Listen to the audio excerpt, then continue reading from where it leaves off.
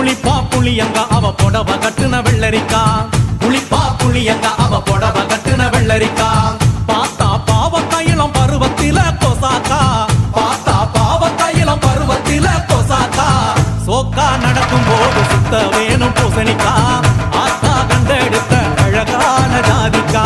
புளிப்பா புளியங்க அவ புடவ கட்டுன வெள்ளரிக்கா புளிப்பா புளியங்க அவ புடவ கட்டுன வெள்ளரிக்கா